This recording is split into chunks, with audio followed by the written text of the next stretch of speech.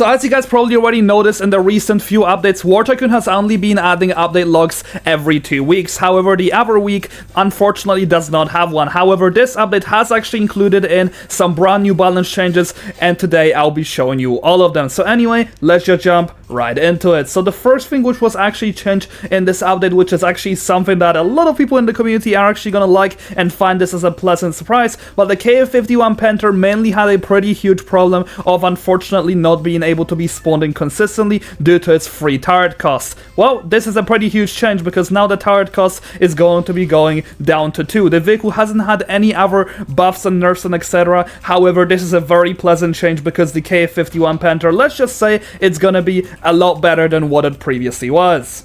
Now, the next change which was made in this update is that the BMPT Terminator has actually been removed from the vehicle airdrops. Personally, I believe this was the right choice, and the reason why is because the BMPT was way too overpowered and it wasn't very realistic to actually be airdroppable. So in this place, they decided to actually add in the 2 Bradley variants. I personally feel like this is a lot more balanced, and though I do believe that the BMPT Terminator as a whole does still deserve a buff, so hopefully they'll be coming in the next few updates. Now, the next thing which was also changed in this brand new update is that, fortunately enough, I know a lot of people have been saying that the ADAS has more health at max level than the M3 Bradley. Well, this has fortunately actually been changed because the Bradley at base HP has exactly 1.4k now. It used to be 1.2k, and the ADAS has 1250. So the Bradley has a 150 HP lead on it when you guys have it as level 0. So this was also a very nice change to have. Personally, I'm really glad about this because this Bradley did not have the highest amount of health, but now it does actually have a pretty high amount of health. Unfortunately, we still haven't received any leopard changes, and it's still unfortunately going to be sitting on a very sad amount of health, and that being exactly 1200, and that is not the nicest amount.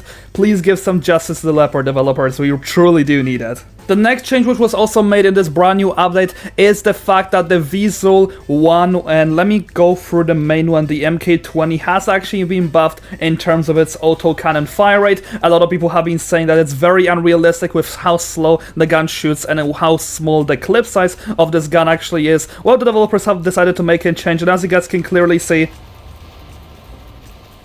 the fire rate is a lot better. What I'm also noticing is that the explosive or splash damage is actually not matching the speed or how fast the fire rate truly is, meaning that the game cannot track how fast this actually is. That is actually really good news because it shows that this vehicle has been buffed quite heavily, and as you guys can see, the fire rate is a lot better than what it was before. Thank God for that, and developers, please keep making changes like this. This is what we've been waiting for. Anyway, another change which was also made in this brand new update is a very cool feature which a lot of people have been waiting for. Let's just say whenever you guys bump into environments, the turret isn't very stabilized and it's just moving all over the place. Well, in this update, as you guys can see, the turret is actually not moving that much, and you guys can actually easily control it and keep shooting your enemy without actually making you shake as much, which is actually a very pleasant surprise. However, unfortunately enough, this stabilization system has not been added into the zoom. As you guys can see, things are still very much all over the place when we're going on top of environments. It's way worse than what it is normally. As you guys can see, we can much easier